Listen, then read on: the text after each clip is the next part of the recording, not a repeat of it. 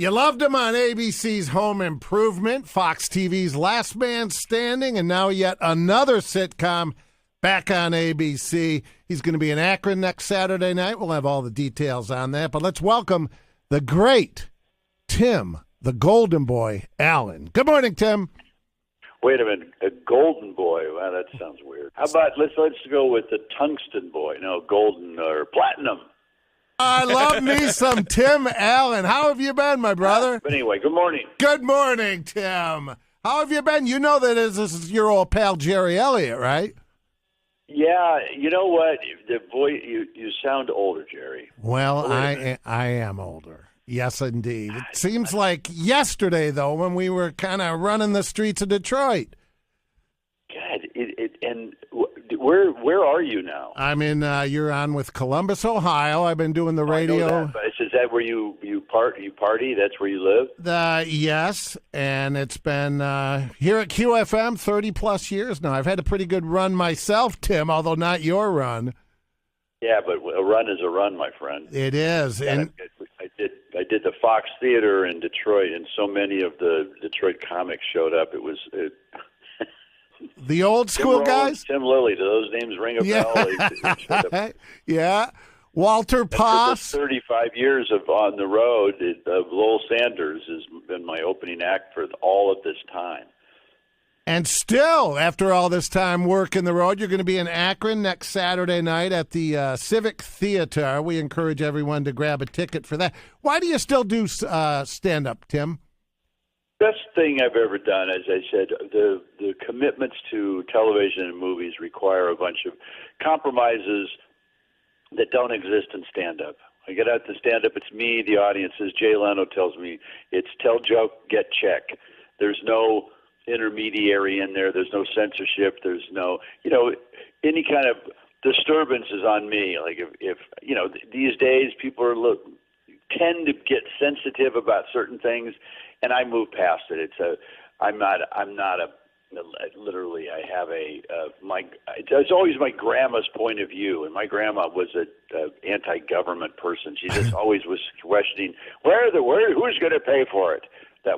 And that's been my life, and I love being on stage because there are no firewalls. It's just up to me. The whole thing, as you know about stand-up, is the connection between the crowd, and I freaking love it. And that's why I like doing live comedy. Movies were great. I love the movies I've been in. The stand-up comedy is the closest to situation comedies that have live audiences, which we're doing a pilot for ABC right now, another one. And the only reason I do it is because streaming has really hurt the business that I love, where network TV is where it all started, and it's especially with a live audience, it's much like doing stand-up. We have 300 people in an audience. Sure. And I cut away a lot of times, and I have a fun. So it's kind of a hybrid there, but nothing is like doing stand-up. You had the number one movie, the number one TV show in Home Improvement. The Santa Claus was out, and the number one book. I don't think anyone will ever do that again. It was, as I said, my brother called me one day and told me that on a Tuesday, and Disney didn't even realize it. My publicist, highly paid, never got that. And it's been a few people that, like Barry Sonnenfeld, the director, has always mentioned that every time I talk to him. He said, that's such a weird thing. And the best part is it was never my intention. And then I get it, and it's on a wall now, and my brother sent me a little plaque. And it is an amazing occurrence, and I said, I never did things for that reason, and I guess that's probably why it's. I remember if you go to the grocery store hungry, you're going to end up buying a lot of stuff you don't want. If you go after a meal, you do what you're supposed to do, and that was my whole purpose in life. It wasn't about that. And that being said, I'm very proud of that. It's almost. We're doing another ABC about 2 years before when I was doing the Santa Claus series for Disney.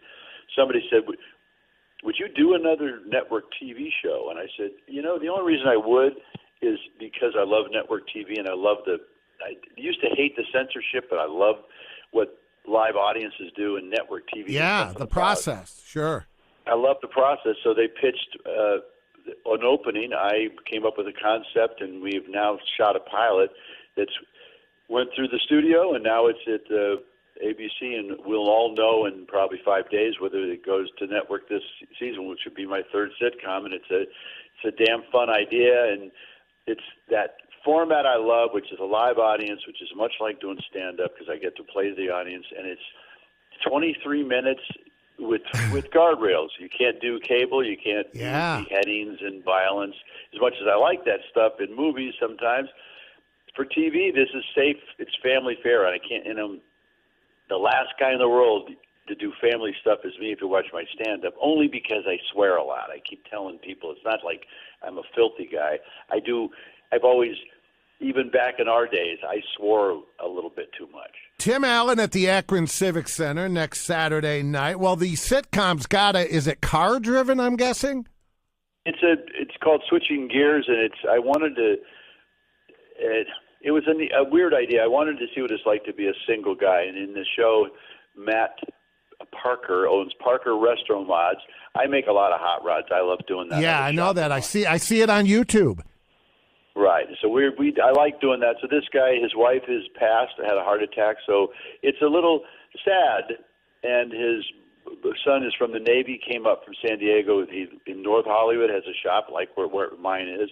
And he's not a curmudgeon-y guy. Very sad that his wife passed. His boy's helping him from the Navy, and then his daughter goes through a tragedy a divorce in Nashville, and brings her two grandkids home, and he doesn't get along with her. It's Kat Dennings from Two Broke Girls. Yeah.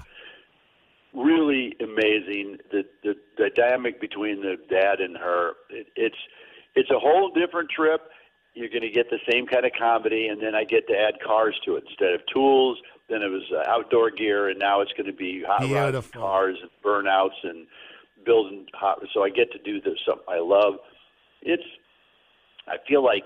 I literally feel like one day I was joking. I feel like Tom Brady. Why did you go back to football at 40 or wherever it was to Tampa Bay, and look what he did? And I said, I didn't look at it that way. That's not why I did. I did it because I love network TV and I love performing on that format. And I love cars, so Tim, we'll see what happens. Does your personal car collection rival your buddy Jay Leno's? And if you had to have one car out of your collection, what's your favorite? You know, I hate you, Jerry. Yeah. Nothing is like Jay's. Jay and I are like two brothers. No matter what car I get, Jay goes, that's too bad. I have one better. No matter what car I have, I go, Jay, I just got to.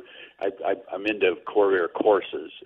I love American weird cars and Corvairs, especially 66, which I have, and I've rebuilt and customized it so much to it. And Jay goes, I've got a Yanko Stinger, which is the race version of that. He's probably got 4 buildings. I have a big building filled with cars. He's got probably 4 of those. So many frickin' cars. If you stand in one end of the building, he's really little. Like, I go, Jay, he's way down. And he's got Bugattis and Duesenbergs, and he's got probably 100 motorcycles. He's got an amazing collection, And I would have thought that he would be an anti-EV guy, and yet I've seen him embrace Elon and the technology. Where do you stand on the electric cars? They're kind of cool. Torg's got one. Yeah, he got me to buy a Plaid, because both of us are mostly about speed and torque. I don't care where it comes from. He's got jet engines, turbines, and both of us like this Tesla Plaid because it is. I've got 1,070 horse new Dodge. Both of us got one. It's the last engine Dodge allegedly is going to make with 1,000 horsepower. Literally, you floor it, feels like your ass exploded. I've never had a feeling like this, and I still think the Tesla will beat it, even though the Tesla is like driving an iPhone. No offense to iPhones, which I own. It has no personality. The Tesla, that EV stuff, and I'm making an EV hot rod, which will show up on switching gears. We're going to use my car on that. I like the technology. I think it has a purpose. There's what's the purpose of an electric Ferrari? You buy a Ferrari because you like the sound of that combustion engine. And I said, overall, we're going to have to transition to, this is a larger, I was an old YMCA and 4-H kid, And I think Arnold Schwarzenegger said it best. Climate change is meaningless to most people. Pollution, you can put your head around. Use less stuff, reuse stuff. I get it. Don't have to make it a big political issue. Make a smaller footprint. Sure. We used to camp all the time. Leave the campground like you found it. Like nobody was there, which means you carry what's in, out. And I said, the EV movement seemed like a good idea, but as you know, the trucks don't tow anything, and you got to worry about range, like people worry about their batteries on their phones. So there's something about the Tesla that's interesting, and certain cars, like I'm making this hot rod right now, this gorgeous Vicky Coupe, and it's got to have an electric motor in it. And for a little hot rod, it might be kind of cool to cruise around in something that's quiet. So sometimes there's an advantage to it.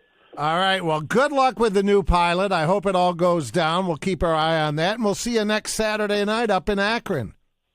Now, the last thing I said is that my comedy started. That's the reason I'm so geeked about Akron. I did that, a Goodyear Tire and Rubber Company benefit there, and I was dying on stage, and I ended up mimicking what the men were grumbling about their food. It was during a dinner, and they were all going, oh. And out of frustration, I went, hey, what am I talk like you guys? Oh. That whole grunting started at a gig in Akron about the lawn mowing and everything, and it set me on my way to having a hook on my comedy. So cool. And Tim, some of your routines my wife we went and saw you when you were here at the theater, and I didn't come back or anything. We were just enjoyed the show. And she still does the, oh, look who's up this morning. All right, Tim, thank you. No, thank you. Good talking to you, Jerry, buddy. Thanks. Be good, bro.